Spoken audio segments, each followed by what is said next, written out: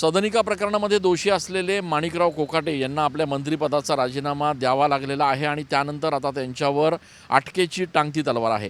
नाशिक पोलिसांचं पथक कुठल्याही क्षणी मुंबईसाठी माणिकराव कोकाटे यांना अटक करण्यासाठी रवाना होण्याची शक्यता वर्तवली जाते आहे। काल संध्याकाळी नाशिक पोलिसांना न्यायालयानं जारी केलेलं अटक वॉरंट जे आहे ते प्राप्त झालेलं आहे।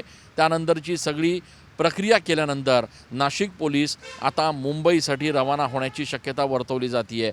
माणिकराव कोकाटे हे मुंबईच्या एका खासगी रुग्णालयात सध्या उपचार घेत आहेत, त्यामुळे नेमकी पुढची प्रक्रिया काय केली जाणार, कशा पद्धतीनं त्यांना ताब्यात घेतलं जाणार याबाबत आता तज्ज्ञांचं मत जे आहे ते देखील घेतलं जात आहे। मात्र कोकाटे यांच्यावर अटकेची टांगती तलवार कायम आहे आणि नाशिकचं पोलिसांचं पथक जे आहे ते मुंबईला कोकाटे यांना अटक करण्यासाठी कुठल्याही क्षणी जाऊ शकता।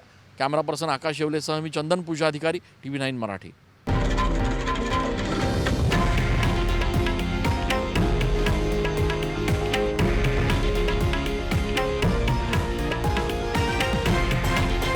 हे आहे देशातील नंबर 1 न्यूज नेटवर्क आणि आपण पाहत आहात TV9 मराठी, एकमेव।